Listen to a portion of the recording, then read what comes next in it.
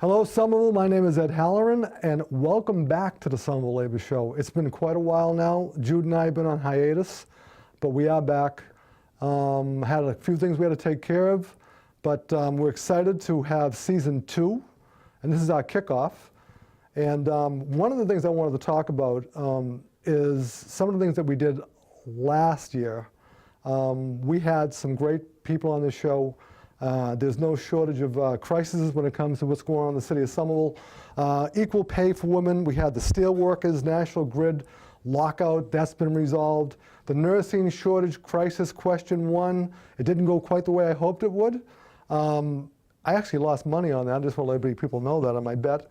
But I really did hope that that would get resolved as well. Equal pay for women, our revolution's impact on local elections. We had discussions about that. Affordable housing crisis, the Union Square redevelopment. Take a look out here, right here, in all of its glory. You got it right there, okay? Union Square. Somerville stands together, a very powerful group in the city that you'll be hearing from as well. And before I introduce my guest here, my distinguished guest, I would like to talk about the Welcome Project and what it is and what we have here. Somerville's leading immigrant organization, the Welcome Project builds the collective power of immigrants to participate and shape the community decisions. We do this through programs that strengthen the capacity of immigrant youth, adults, and families to advocate for themselves and influence schools, government, and other institutions. So with that, Ben Echevarria, welcome to the show. It's a pleasure to be here.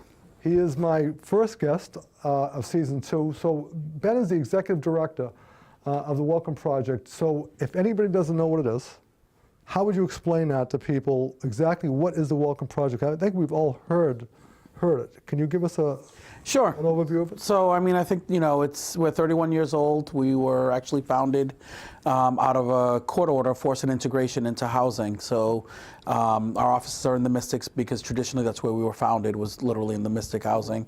And what we basically do is we work with immigrants and we try to build bridges between the immigrant community and the community that is here, so Somerville specific.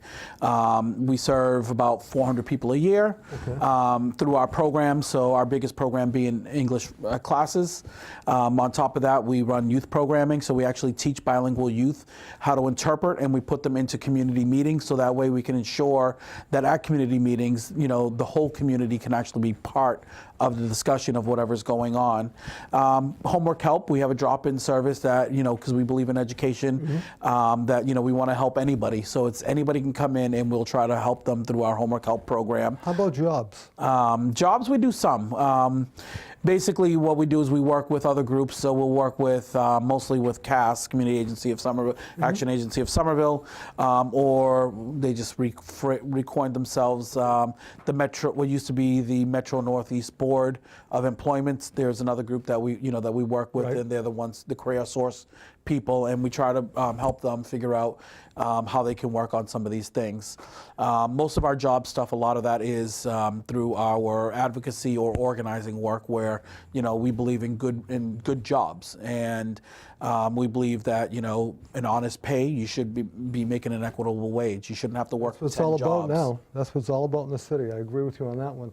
So, I guess how did you become involved in that? Did you just fall upon it, or is it just? I mean, I think it's a wonderful organization. It's obviously I've not been there 31 years. I started off actually on the board of directors of the organization after doing a lot of organizing work, mostly around youth issues in the city about 15 years ago. And then the last, I spent about 9 years on the board, 8 of that as the chair of the board. And then I was actually stepping down. We sort of had a weird emergency. I became the executive director, or the interim, and then I decided, wow, I really like this job, and stayed on as the executive director. So it's been a wonderful ride. Here's something that I looked on the website. We're going to put that up there for people to look at too. Their website is well done. Building the collective power of immigrants through education and advocacy. Yep. I mean, I think that pretty much says it all. I think that's a great statement. So, am I correct in stating that somewhere along the way in your journey, you became a community activist, Yes. and you look like you are a community activist, man. You absolutely are. I mean, I know you. You know, Ben and I know each other, and we've known each other for several years now. So if I don't end up as many events as you do, and haven't gotten out as much as you do, but you get around and you know a lot that goes on in the city of Somerville. So what were you doing before you became, I mean, how did you get to become a community activist? How did you get involved with all these groups? I mean, you know, a lot of it is, you know, what my passions have always been. And one of the big things is I was born and raised in Somerville. It wasn't as inclusive as it is now. In reality, when I went to college, I was like, I'm done with Somerville. I want to move. move. And then when I came back, I was like, you know what? I'm just going to stay here a couple of years. And then a couple of years has now been 20. And, you know, and then along the way, it is really more of, oh, that's not right. We should fix, you know, somebody should do something about this. Oh, that somebody is me, because if I don't do something, you know, because if I don't jump in, why should I expect somebody else to jump in on that? You know, so then I get involved. Sometimes I think it is leading, sometimes it is following. It's addictive, man. I'm telling you, it's an addiction. This is how it goes. You end up, you know, you just end up getting involved in something and you see the need to help people.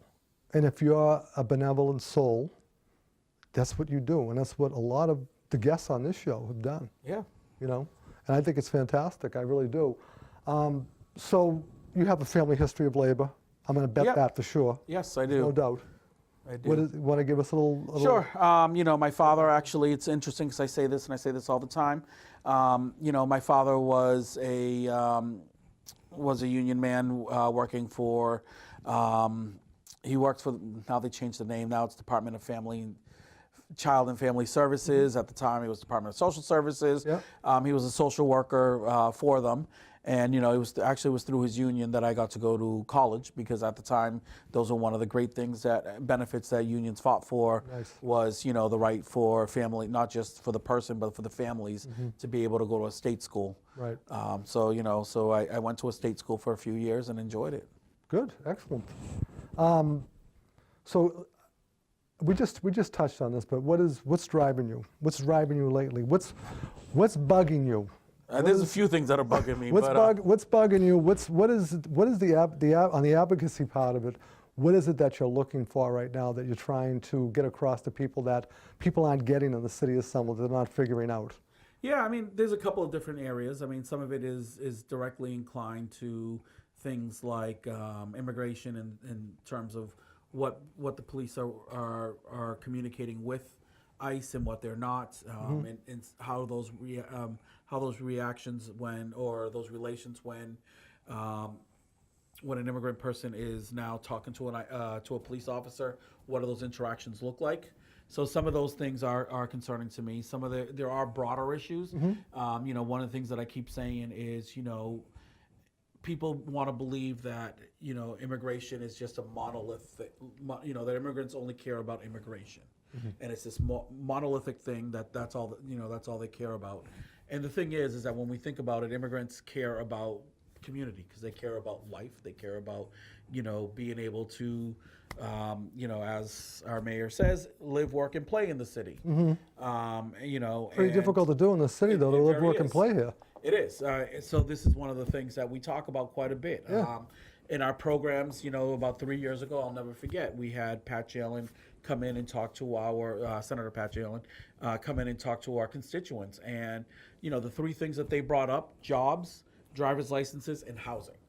Those were the three biggest things that they talked about. Those are the bare necessities, man. Bare necessities, you know? And, you know, and those are the things that we've taken since and have really been able to, you know, or we try to push on. So, you know, in the back of my head, there are still the fights for affordable housing that we worry about, making sure that that jobs actually pay a fair wage, and that they're also equitable, because I think part of the problem is so often we get into these sort of fights where immigrants are, you know, because they need money, are willing to take any job. But how do we frame that in a way of actually we should be thinking about the larger picture here, and the larger picture being that, you know, people should have a good paying job for a good day's work. So one of the things that we're talking about, the groups in this city right now that I think are the engine behind what could be in the city of Somerville when it comes to affordable housing. And that's what they're fighting for. They're fighting for good paying jobs. I know this prevailing wage thing kind of drives you a little batty when you have to hear that, because I know your preference is union jobs, good paying union jobs. And affordable housing, I've been banging the drum for this. I did it the last season, I'm gonna do it this season too, like a broken record. I believe that unions do have a skill that will pay for affordable housing as well. They will take care of that. They can build affordable housing. What's your thought on apprenticeships and training in the city of Somerville? I think it's a missed opportunity. I look around the city and I keep saying the same thing. If you look at a lot of what's going on out there in terms of job mapping, you have a high demand for college education. But yet we also know there are skilled labor jobs that people need to be able to do. You're still going to need people no matter no matter how this country looks in 50 years who can build a building. You're going to need welders, you're going to need bricklayers, you're going to need glaziers. You're going to need a whole group of people who actually know how to do that. You're going to always need skilled labor to actually do the work that needs to get done. Potholes don't fill themselves no matter how much we try to claim that. We get plenty of them here. And we do. We have way too many potholes. We're working on it. And we get crews out. But I think overall we sit here and we've become this society where everything has to be a college degree. So, my technical degree actually is a culinary arts degree. I went to culinary school, but I went to culinary school after knowing how to cook, because at the end of the day, jobs wanted, were willing to pay more for a piece of paper than actually the skill that you know how to do, right. Which is a big problem that I have in general with job, with the job force. But at the end of the day, and what I think about, and let's use Clarendon Hill as the example. Clarendon Hill is going to actually build a bunch of brand new buildings, affordable housing buildings. They certainly are. Now, if we continue to look at housing as what it is, we know there are people who generationally have always lived in housing. So, you have grandmother, mom, and daughter living in the same place. And what I'm saying is, there are ways to break some of these cycles, and it's not always, quote, college education. It is getting a strong trade. So if we think about this and we were to say, we're going to build this, we're going to open up apprenticeship shops, and the first priority will be the people who are actually going to be living in this place are going to learn how to build their homes. They have a skill set. And then when this is done, they can go, and then hopefully they become, because now they've had this skill set, they're hardworking union members who now are going to ensure that they're going to get not just this job, they're going to get jobs down the future. You know what it is, too, Ben? It's like we're not living in Bernie's world yet. Right. When I say that, I say Bernie Sanders, where colleges are going to be free. So it's kind of one of those things like, how am I going to get a job if I don't have the experience that I need? So if I can't get into college and I can't afford it, even though I could be a very bright man or woman, how's this going to happen for me? Who's going to help me? So I think that as a community, we are looking out for everybody. Yeah. This is a watchdog situation where we're trying to help people. And there's a lot of disagreements that are going to happen along the line here. But in the end, we're all trying to do the same thing. But in my opinion, and I know in your opinion, we have to have good paying jobs, apprenticeships, built with union hands and union labor, if we can get it done. It's very, very important to all of us. Some of the things that are important to me too, and I know to you, is on the immigration level, is keeping people in the city, keeping people employed in the city. And right now we have about 300 people working at the Royal Hospitality. Over here, I believe it's on Columbia Street and the D3 section. When I say D3, what I mean by that is that's where they're going to revitalize that area down there. And there's a concern that these people are going to be displaced. Yeah. And there was just something that happened. I think I'm going to quote Julia Tallison from Wicked Local Somerville on February 12th. And if you don't mind, I'll read a little bit of this and then we'll get into it. The City Council Finance Committee had a recent meeting with Royal Hospitality workers there to show support for keeping Royal Hospitality in Somerville. The plot of land in Royal Hospitality Services Incorporated occupies in part of the D3 block of the Union Square redevelopment, which is being rezoned for up to 10-story commercial use. 6 stories of the residential use, parking and ground floor retail, and so may face displacement between 2021 and 2024. I'm quoting Bennu and Campen here. He says, I put this on him because the Union Square redevelopment, one of the issues we're always talking about is bringing commercial development to Somerville, which I think is the most, which most of us on the board feel, said Ward 3 Councilor Bennu and Campen. The issue here is what is the existing commercial development on the D3 block right now. There's about 300 employees, approximately 150 Somerville residents, and it's my understanding that the future of the facility is unclear. Myself and Councilor Scott were contacted by the representatives of which workers from Royal Hospitality, and I'd like to hear directly from them tonight. So there was a meeting up there. Did you happen to attend that meeting? I couldn't make that meeting. Okay. So what do you know about Royal Hospitality? What's going on down there right now? Yeah, I mean, I think this is a tragedy.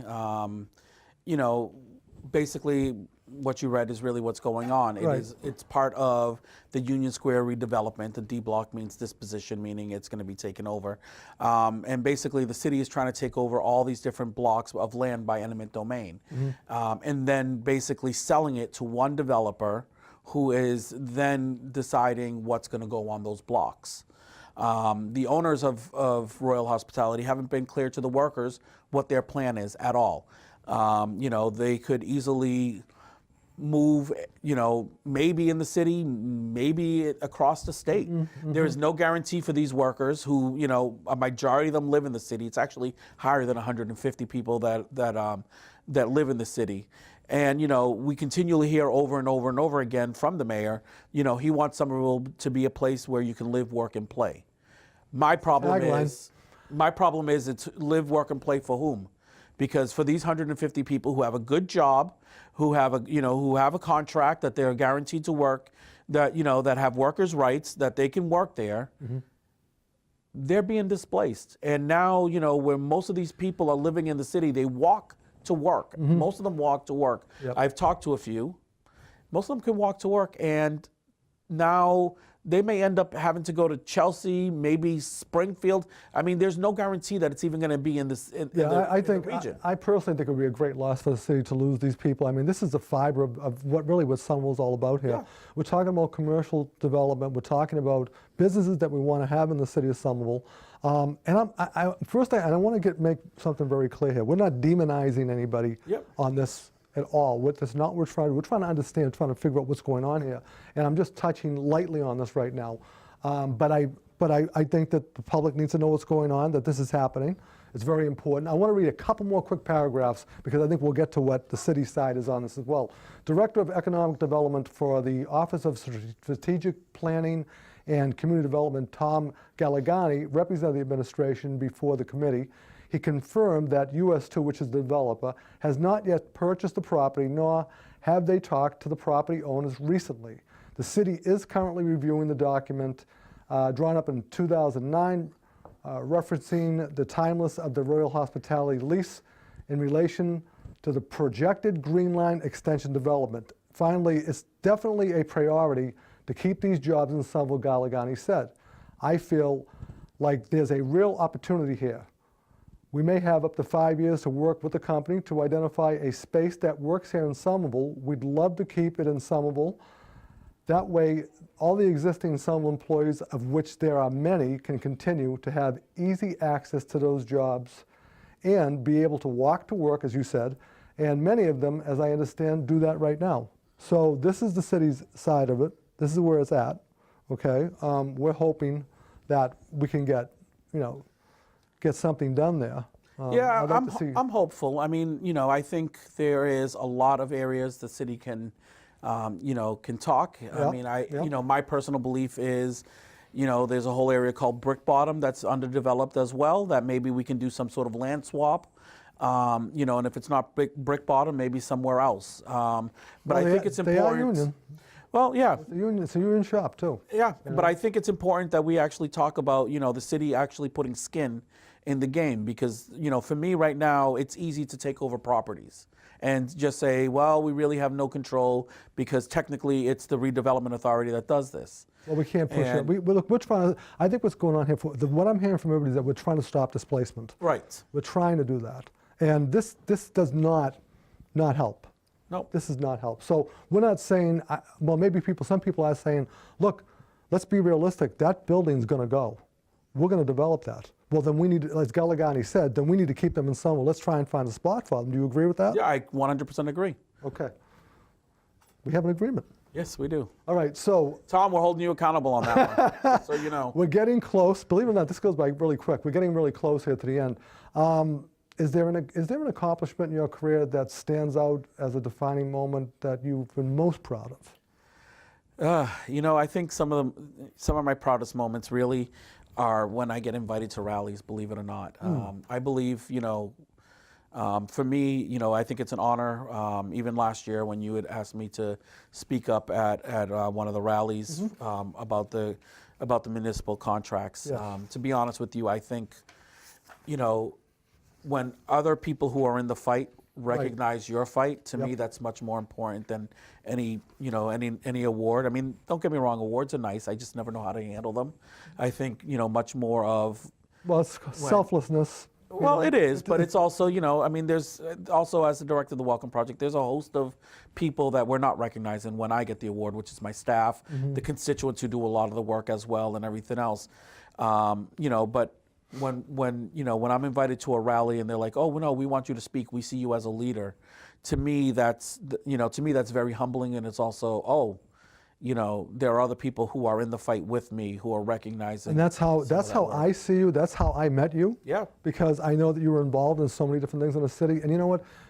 Immigration, it's a huge issue going on in this country right now, and we all know that. And we're all hoping for a really good outcome with that. And people continue to work like yourself, and I really appreciate that.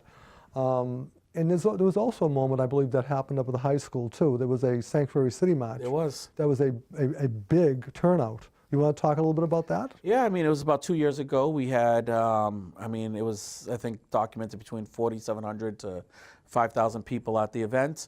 You know, and it was great. We had, you know, the congressman then, Mike Capuano, come out and speak, which was really the first time that I've seen him really involved with the Welcome Project. Yeah. You know, the mayor was there, all our electeds were, and you know, and just to see so many people caring about the issue, which was about Trump claiming that he was going to get rid of sanctuary cities, and seeing, you know, literally close to 5,000 people saying, you know, screw you, we care about our immigrant community, was, you know, to me a very humbling thing. I also have to believe by Somerville being a sanctuary city, it's incredibly busy for the Welcome Project, what goes on. It is. It is. I can only imagine. I mean, people come here because they look to you for help. And you guys are providing that, and kudos to you guys as well. One thing I wanted to mention, too, was a plug. We like to give a plug on the show. You guys know that, right? So we have to plug something, and there's something going on with the Welcome Project. And is it yummy, or is it just yum? It's yum. It's just yum. Yum, a Taste of Immigrant City. It is our annual event, April 11th at the Arts at the Armory, 191 Highland Ave. Okay. We give out a couple of awards. So this year we're giving awards to Telemundo, one of the Telemundo reporters, Ceci Del Carmen, who actually I went to school with here in Somerville. Oh, wow. So Somerville has some nice long roots in TV. Nice. And then also Betty Francisco, who has done a lot of great work around around Latino issues in general across the state. And she's, you know, she's a lawyer for, I forget the name of the group. I'm sorry, Betty, don't kill me.